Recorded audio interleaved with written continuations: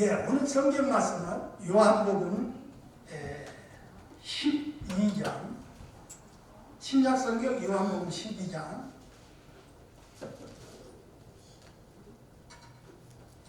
제 성경 페이지로는 167페이지입니다. 1절부터 8절 말씀까지 보시도록 하시겠습니다. 1절부터 8절까지 보는데 저와 우리 성도님 함께 읽어가시면 감사하겠습니다. 1절부터 다 같이 시작.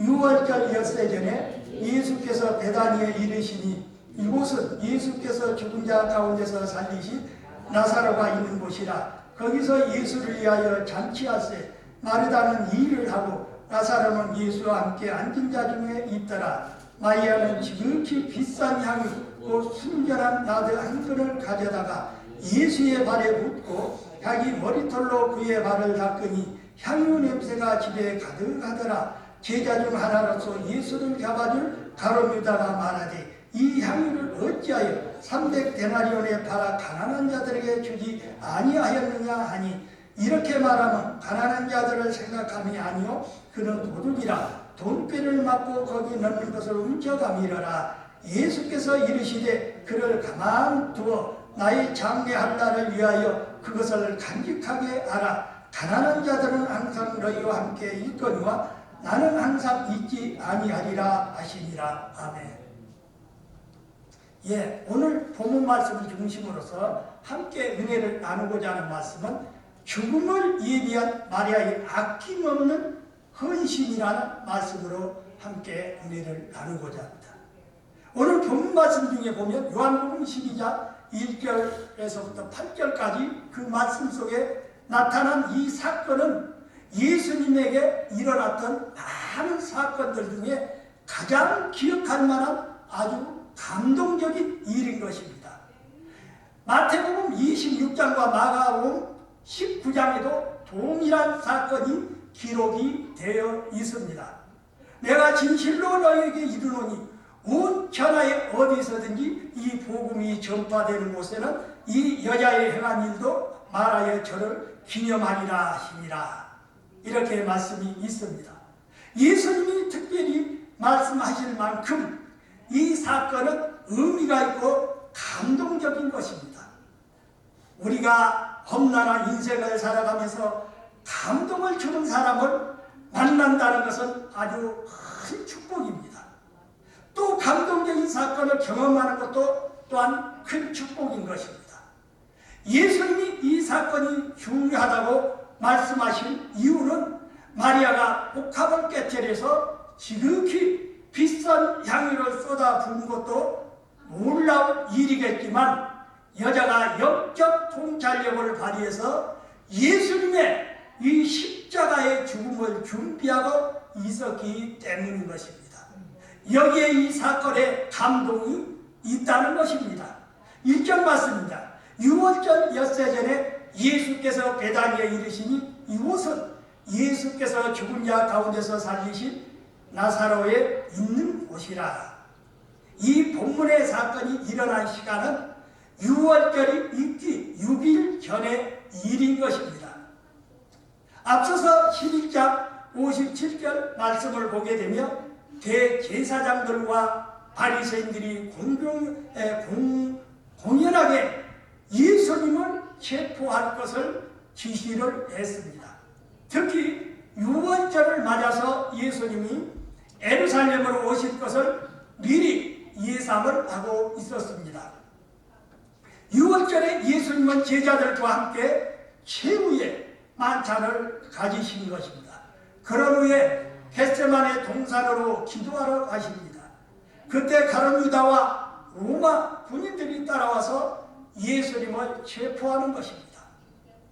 그리고 다음날 야간을 이용해서 예수님을 신문을 합니다.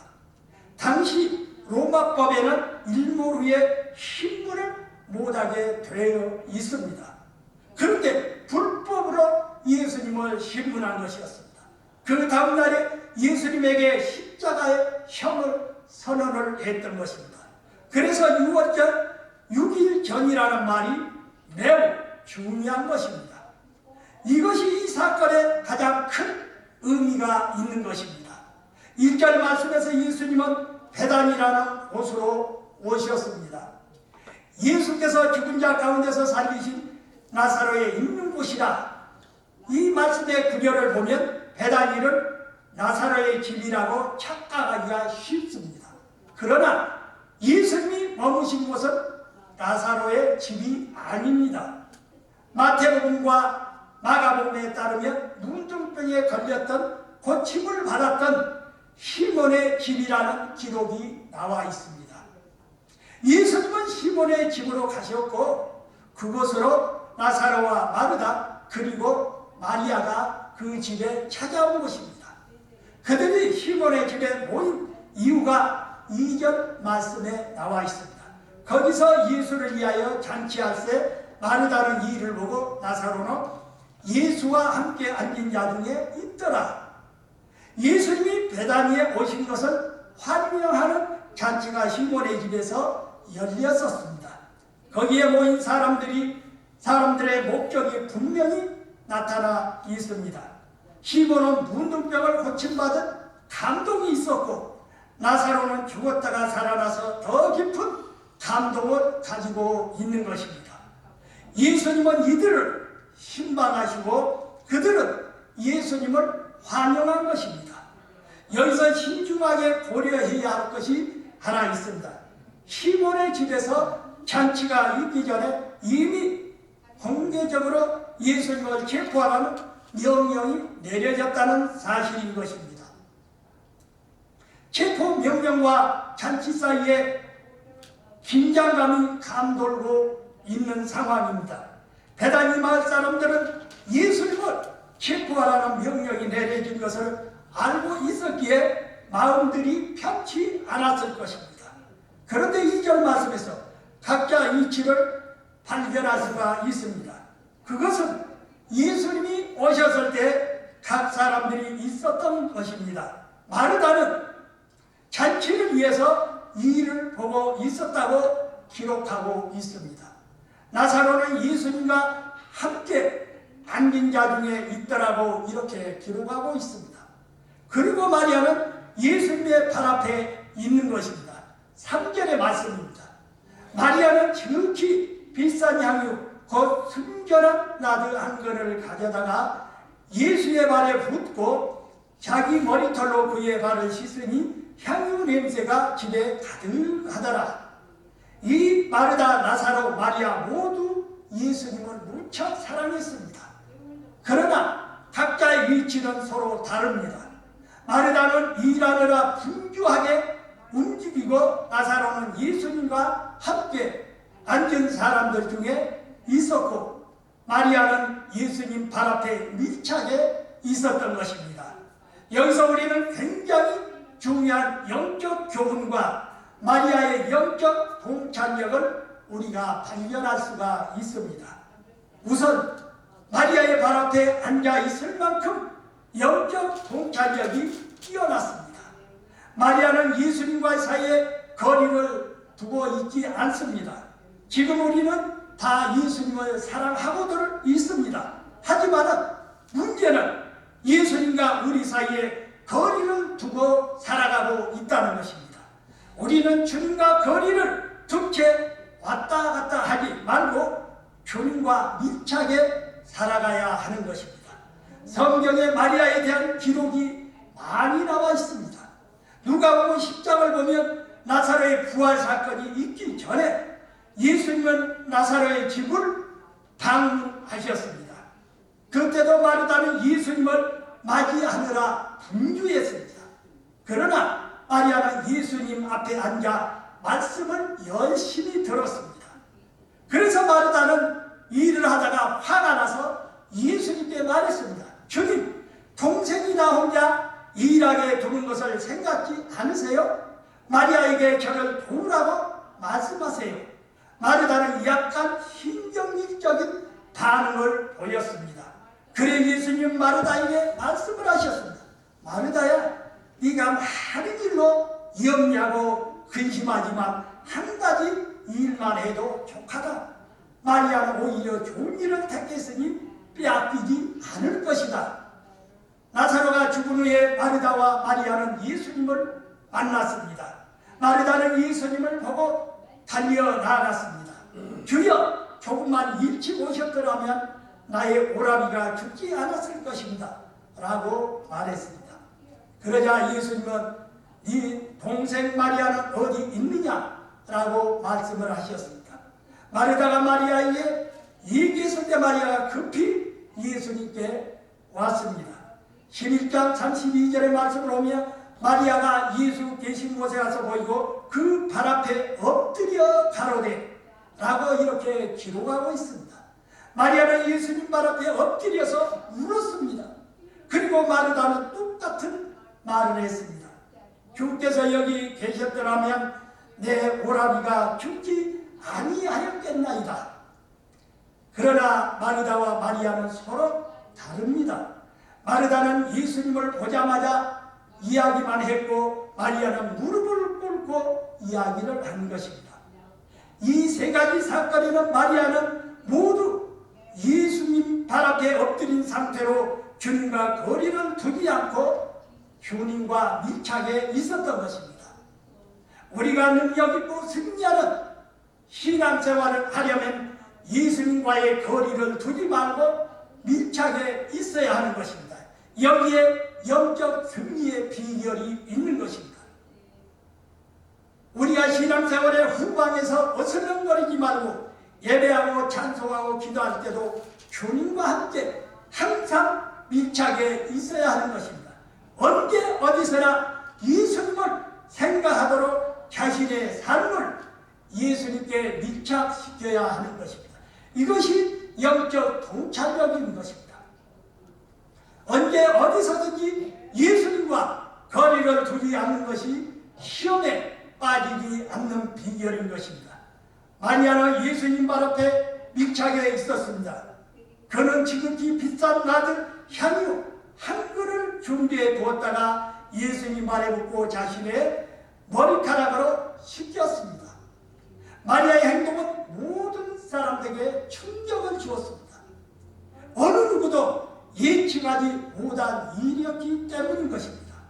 그런데 가만히 살펴보면 이런 일을 행하는 동안 마리아는 말없이 그냥 눈물만 흘리고 있었습니다. 본문 말씀에는 세 가지의 깊은 의미가 담겨져 있는 것입니다. 첫째, 마리아는 미리 향유를 준비했습니다. 마리아가 이 값비싼 나드 향유 한 그릇을 갑자기 예수님 발에 부은 것도 아니었습니다. 나드 향유는 미리 준비해 두지 않으면 가져올 수가 없는 것입니다. 아마 오래전부터 마리아는 향유를 준비했을 것입니다. 이렇게 생각하는 데는 이유가 있습니다. 마리아의 행동을 보고 다른 유다가 저 향유는 300데나리온에 해당하는데 이것을 팔아서 가난한 사람들에게 나누어 주었으면 얼마나 좋겠냐고 말했습니다. 마태복음 20장 2절에서 노동자들에게 하루 임금으로 한 데나리온을 주겠다고 약속하는 것을 볼 수가 있습니다. 당시엔 노동자의 하루 품삯이 한 데나리온이었습니다. 그렇다면 300데나리온은 한 사람의 한 해 동안 버는 연봉에 해당하는 것입니다. 그만한 가치가 있는 향유를 예수님 발에다 부었다는 것은 갑작스럽게 일어난 일이 아님을 말해주고 있습니다. 우리가 1년 연봉에 해당하는 금액을 한꺼번에 헌금하려고 오래전부터 많은 계획을 세워야 합니다. 마리아는 오래전부터 주님을 위해 사용해야겠다는 마음가짐으로 향유를 준비를 했던 것입니다. 이런 준비가 있었기에 마리아는 예수님의 오셨을 때 나드 한 그릇을 가져다가 예수님의 발에 부을 수가 있었던 것입니다. 둘째는 마리아는 아낌없이 향유를 부었습니다. 우리는 살기 힘들다며 적당히 드려도 된다고 생각할 때가 많이 있습니다. 그러나 마리아는 우리와 달랐습니다. 그는 전량을 아낌없이 주님께 드렸던 것입니다. 셋째, 마리아는 향유를 예수님의 발에다 부었습니다. 일반적으로 나드 향유는 머리에다 붓는 것이 상식이었습니다. 그러나 마리아는 이 비싼 향유를 예수님 발에다 붓고 그뿐만 아니라 수건이 아닌 여자에게 가장 중요한 자기의 머리카락으로 그 발을 씻겼습니다. 이것을 가리켜서 헌신이라고 합니다. 마리아가 부은 나드 향유로 온 집안의 향이 가득했습니다. 사람들은 나드 향기가 어디서 나는 줄 몰랐습니다. 모두들 두리번거리다가 한 여자가 예수님 발에 향유를 붓고 자기의 머리카락으로 씻기고 있는 모습을 보았습니다. 그런데 이처럼 기막힌 영적 통찰력의 사건을 보고 모든 사람들은 박수를 치거나 칭찬을 하지 않았습니다. 이 사건에 신경질적인 반응을 보였던 한 남자가 있었습니다. 그 남자는 정의감과 도덕성이 있으며 휴머니즘으로 가득한 사람입니다. 바로 가룟 유다입니다. 그는 적어도 말로는 가난한 사람들을 생각했으며 정의감에 불타고 있었습니다. 4절에서부터 6절의 말씀입니다. 제자 중 하나라서 예수를 잡아줄 가룟 유다가 말하되 이 향유를 어찌하여 300데나리온에 팔아 가난한 자들에게 주지 아니하였느냐 하니, 이렇게 말하면 가난한 자들을 생각함이 아니요 저는 도둑이라 돈깨를 맞고 거기 넣는 것을 훔쳐가니라. 당시 가룟 유다에 대한 진실을 아는 사람은 아무도 없었습니다. 사람들이 가룟 유다에 대해 아는 것은 그의 박해주의, 정의가, 휴머즘이 넘치는 그 모습이었던 것입니다. 많은 사람들은 그의 말에 속아 넘어갔습니다. 우리는 이런 말을 하는 사람들을 훌륭하다고들 생각합니다. 가룟 유다의 말이 매력적으로 들리고 설득력이 있어 보이는 것입니다. 그러나 그 뒤에 해설에 가룟 유다에 대한 얼굴이 있다는 것입니다. 그의 말은 그렇게 했지만은 실제로 다른 속셈이 있었다는 것입니다. 그것은 정치적 목적과 이해관계가 있었던 것입니다. 이런 식으로 말하는 사람들의 특징을 가진 사람들의 말처럼 스스로 멋진 사람이라고 착각한다는 사실인 것입니다. 가룟 유다의 선동적인 발언에 예수님이 말씀을 하십니다. 7절과 8절의 말씀입니다. 예수께서 가라사대 저를 가만두어 나의 장사할 날을 위하여 일을 두게 하라. 가난한 자들은 항상 너희와 함께 있거니와 나는 항상 있지 아니하리라 하시니라. 예수님은 이 마리아의 영적 통찰력을 꿰뚫어 보신 것입니다. 그리고 예수님은 우리의 영적 상태를 깨뜨려 보신다는 것입니다. 우리의 헌금하는 모습, 봉사하는 모습, 교회에 오는 모습 등이 예수님 눈 안에 다 들어와 있습니다. 예수님은 모든 것을 아셨지만 가룟 유다에게 말씀하십니다. 다만 가만 두어라. 여자는 나의 장례식을 준비하고 있다라고 말씀을 하셨습니다. 그리고 마태복음과 마가복음에는 복음이 전파되는 곳에는 이 여자의 행한 일도 말하여 저를 기념하리라 라는 말씀이 추가되어 있다는 것입니다. 우리는 예수님을 잘 믿고 잘 섬기는 방법을 알아야 합니다. 때로 마르다가 가룟 유다의 같은 방법으로 예수님을 믿고 섬길 수도 있는 것입니다. 그리고 마리아와 같은 방법으로 믿고 섬길 수 있다는 것입니다. 하지만 예수님의 초점은 항상 마리아에게 맞춰져 있음을 알고 우리 사랑하는 성도님들도 마리아처럼 헌신된 신앙의 삶이 되시기를 주의 이름으로 축원드립니다. 기도드리겠습니다. 우리 예수님 감사합니다. 오늘도 말씀을 통하여 정말 우리의 성도의 삶이 어떠한 삶이 되어야 하는지, 정말 여기에 나오는 마리아처럼 우리가 주님을 위해 온 헌신을 할 수 있는 이 믿음의 신앙을 소유할 수 있는 귀한 믿음의 사람이 되기를 소원하면서 이 모든 말씀 우리 주 예수 그리스도의 이름으로 기도하옵나이다. 아멘.